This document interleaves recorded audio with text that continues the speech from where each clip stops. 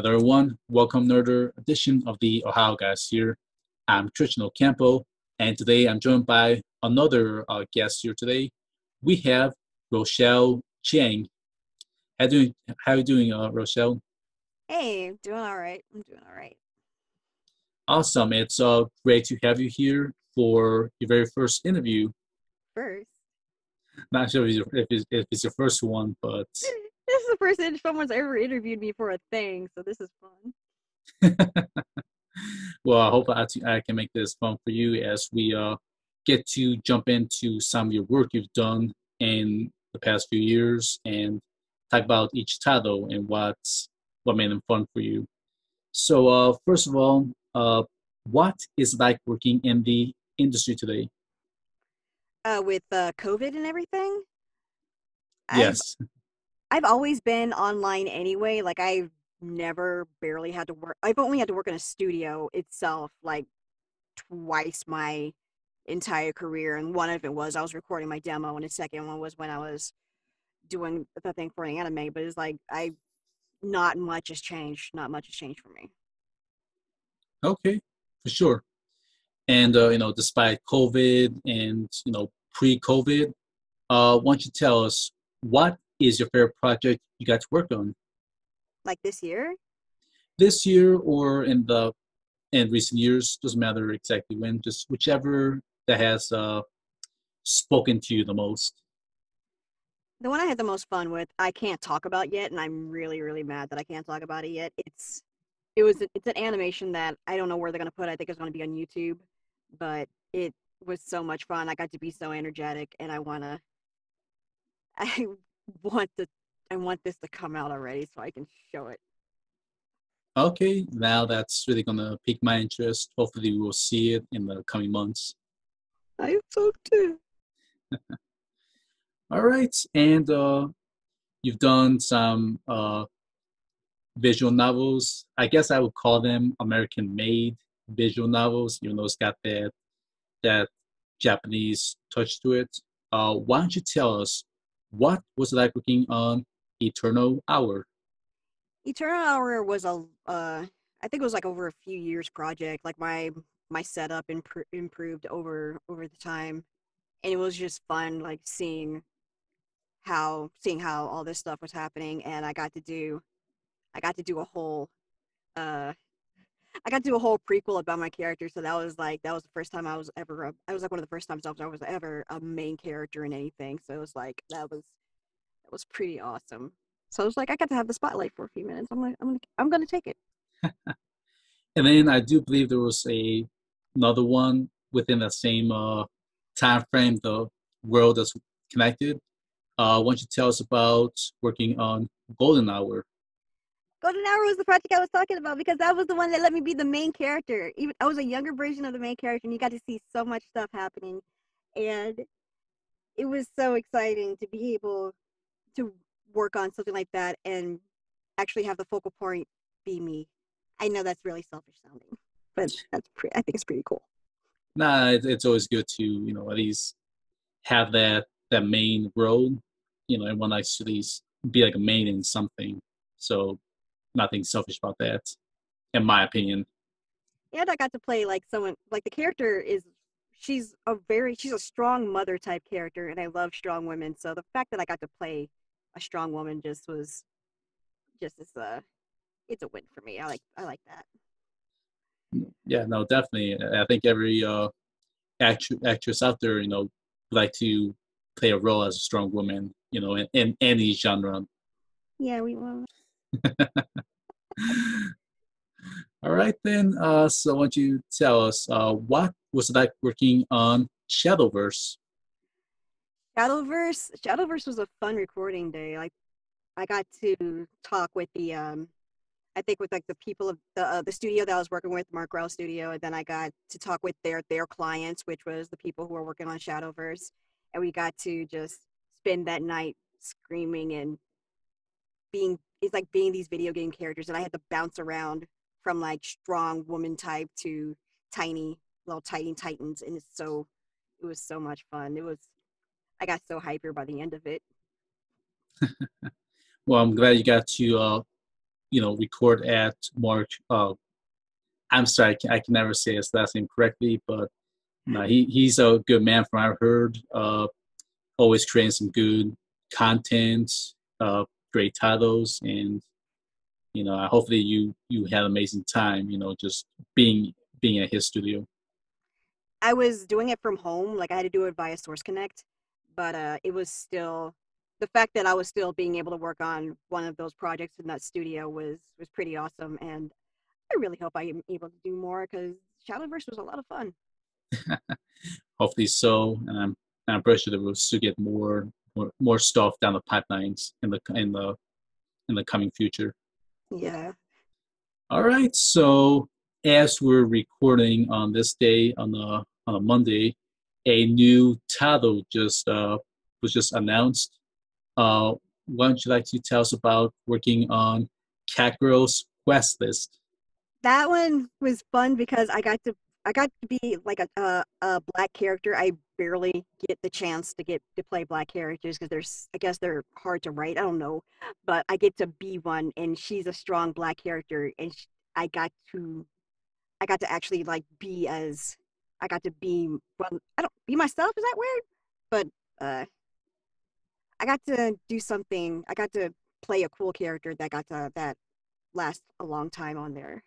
No, I'm from looking at the picture. I like the style. I like the artwork that's done with it. And just the title itself is a selling point to me. So I myself I'm looking forward to checking out this title.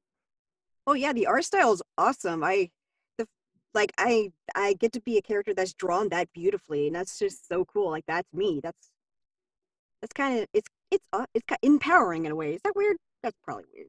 Nope, not familiar with that. Empowering. I think that's a perfect word to use, especially nowadays. We're seeing a shift in the with uh the whole industry. With more representation, more characters of color. It's amazing seeing just how much there's more focus on it. Yeah, if this is the I cannot talk. If this is the direction they're planning to go, then I'm all for it. Same here, and with this, we're definitely going to see more for the coming year, next year, and so on and so forth. So we will definitely see how many more projects, many more characters we'll get with just getting a good representation of each characters of color. Oh yeah, that'll be. I really hope. I really hope so. Same here. Same here. All right. And so another title that that was really big shocker when it was released a while back. Why don't you tell us about working on Rio Rainbow Gate? Ria, I only got to be one character, and she was on the screen for like a few seconds on episode 2. But darn it, that was my second anime credit, and it's gonna count. I got to play fangirls, and like for a while, that was pretty cool to me. And then I'm not gonna talk about the thing, but like it was so much fun to be a character and do Walla for all that, and I want to do more anime. Now, this one really caught my eye in this release because not only have actors from across the country, from New York, Texas, California, it also had a good old Antfish from Canada. So, now we have a Canada, US cast of this, like a mishmash, and those are almost hard to come by. Just the whole concept in itself, you just don't really see in anime. It's either kind of like one region or the other, but this one was able to dabble everywhere. That that was pretty cool then. Like, well, I know that I'm based in Nebraska, so I had to do it out of a local studio in my town. So seeing something like that seeing that is pretty cool. Like knowing that technology has advanced for further enough for us to be able to clock in from different parts of the world to do this project. Oh, it has, and it's amazing how, like you said, with technology, almost anything can be done. Surprises like these can be made, just out of nowhere, and just having that thought process of, hey, get this person from this part of the state, get that other person from that part of the state. Now you just have a very unique cast list that you probably would not have seen it in the traditional way as it was 5, 10, even 20 years ago. Oh yeah, like they would have to make you travel over there, and they don't want to. It'll cost more traveling there than you would get out of than you would get doing the gig. So I see how that might been a smidge of a problem. Yeah, it's I hope we can still see more of this here and there. Even Funimation to extend last year when they did the Isekai Quartet, that was another big step. You got people from California and Texas, and just one show. And again, you just didn't think at the high level like that would even be possible. Yeah, that wouldn't have been possible for someone back then. But like, Isekai Quartet was a great example of that. It's so much fun to look at, and it's kind of amazing to see that they would go this far for something for a show that cool. Yeah, and hopefully, we will get more, even if it's just sparingly, because it does have that charm. Do it once in a while, and it will have more meaning behind it. Maybe there'll be more demand for that when we see more shows like that. If we see more shows like that, Yeah, and that's cool.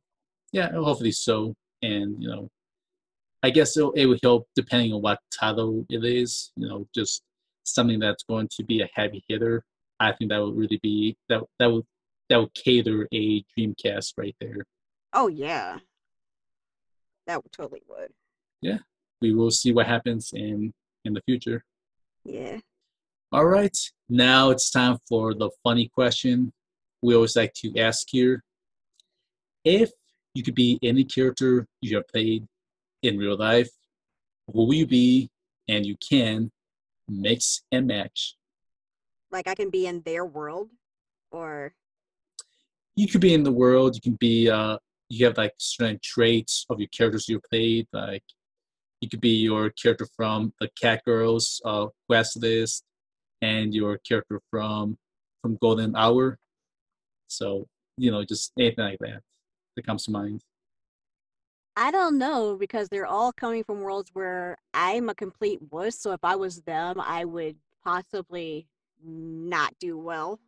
But like I did get to read some of the stuff and I got to watch some of it, and it's just like I really don't know what I honestly don't know at that point. That's a lot. That's okay. It's tough one because it depends on the characters you played. Oh yeah. Like I played Singularity in Marvel Avengers Academy, and she's a walking nebula. If I could be someone like maybe I could be someone like that, but because I got to read the comic that she came from, the A was it like the A Force? And it's like if she's really like that, then they need to put her in more stuff, and please let me have more. I could do more behind that. That's just a small wish of mine. All right, well there you go. That was a perfect example right there. All right, so is there anything else coming out that you can talk about, or anything right now that's coming out that you want to plug in at this time? I can't think of any that I can talk about right now. I'm in some things that I got to record for, and like one did the trailer stage, but something happened, and I since I'm under NDA, I can't tell what happened. I just know that it was viral on Twitter for a while, but I want to be able to talk about that one. But so I'm gonna stop talking about that one. And then I'm like in some other indie games that they're still in the trailer making progress process, and I can't wait till I'm able to share that part and share the demos of those because those look so awesome. Like they showed me the videos and stuff for, and I saw the official website, and it was like, please let this stuff come out so I can talk about it. Well, right now, as I've already plugged in Cat Girls quest list, that's the only thing that's coming out that you Yeah. could really plug in at this point. Oh yeah, that one too. I forgot that it's still in like it's still in what, beta phase, isn't it? Like it's on wish list right now on Steam, so you can put it on there to get it soon. Uh, that is a big one. Thank you for All right, so anyone's seen this, they can definitely check that one out and add to the wish list. All right, now we've come to our last question. So, is there any Facebook, Twitter, Instagram, any other social media for the fans to contact you at? one. I'm still freaking out that if I do have fans, holy crap. Uh, but I mostly will have things open on the public on my Twitter. Was it at rchangvo, Chiang? I mostly post things on there, and I have things open on there that we can talk to things we could talk on. But other than that, I don't have a lot. I'm sorry. That's fine.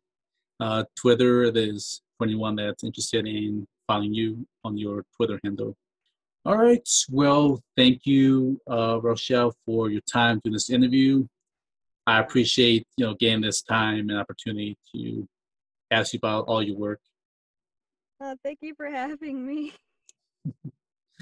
I know it's so unusual, but it was a pleasure anyways to finally get to talk to you and just hear about your experiences. No, it's no problem. I hope that with that things will get better to a point to where we can go outside and possibly go to cons and maybe we'll meet that way. That's what I want to believe. Yeah, hopefully so. Only time will tell with what happens, with this pandemic and everything else that, has transpired. So yeah, on that note, thanks again for your time. Much appreciated. And thank you to our viewers for tuning in for this episode of the Ohio Guys here. Thank you all, and we'll be seeing you all next time. Bye, everyone.